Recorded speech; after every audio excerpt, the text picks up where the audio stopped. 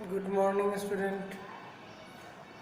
Part 4 chapter 7 class 9 maths में हम लोग देखेंगे एक्सरसाइज 7.4 में इनइक्वालिटी से रिलेटेड एक्सरसाइज है। किसी एंगल से चेक करना है कि कौन से साइड बड़ा है कौन से साइड छोटा है। इनइक्वालिटी का ये मीनिंग है कि कोई इक्वल नहीं है, कोई बड़ा है या छोटा है। फर्स्ट क्वेश्चन इसमें आपको 1 से 5 क्वेश्चंस हैं। फर्स्ट क्वेश्चन क्या है, एक राइट ट्रायंगल में ये शो करना है कि हाइपोटेनस सबसे लॉन्गेस्ट साइड है। पहले से हम लोग जान ही रहे हैं कि एक राइट ट्रायंगल में हाइपोटेनस जो होता है वो सबसे बड़ा होता है, लेकिन कुछ प्रूफ के लिए कुछ स्टेटमेंट देना पड़ता है। एक राइट ट्रायंगल में वन एंगल 90 डिग्री होता है और जो बचे दो एंगल्स हैं वो एक्यूट एंगल होते हैं और लेस देन 90 डिग्री के होते हैं। तो पहले हम फर्स्ट में लिखेंगे here angle A is less than angle B and angle C is less than angle B since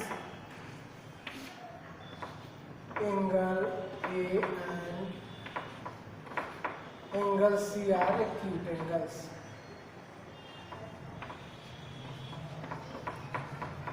Acute angles. एक राइट ट्रायंगल में एक राइट एंगल 90 डिग्री का, बचे हुए दो एंगल्स एक्यूट एंगल्स होते हैं जो 90 से छोटा है।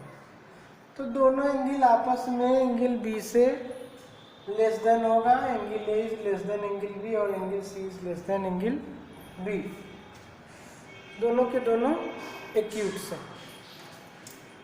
ये भी हम लोग देख रहे हैं कि जिस ट्रायंगल में एंगल छोटा है उसके सामने वाला साइड छोटा होता है। अब यहाँ क्लियर हो गया कि इस राइट ट्रायंगल में एंगल बी जो है लार्जेस्ट है। राइट एंगल एक ही है, ये सबसे बड़ा एंगल फॉर्म कर रहा है। ये क्लियर है कि सबसे छोटा एंगल के सामने साइड छोटा होता है और सबसे बड़ा एंगल के सामने साइड बड़ा होता है। तो एंगल बी के सामने हमारा साइड एसी है, तो एसी जो होगा एंगल ए के सामने वाले साइड बीसी से भी बड़ा होगा और एसी एबी से भी बड़ा होगा। तो नेक्स्ट लाइन को लिखेंगे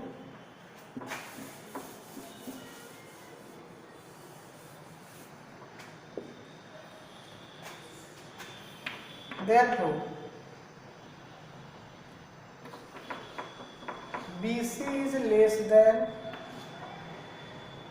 AC, less than का and AB is less than AC।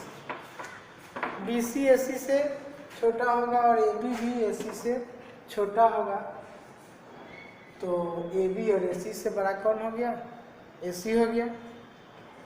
Therefore AC is longest side।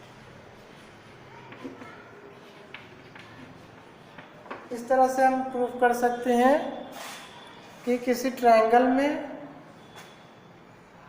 Only right angle triangle में hypotenuse is the largest side, longest side,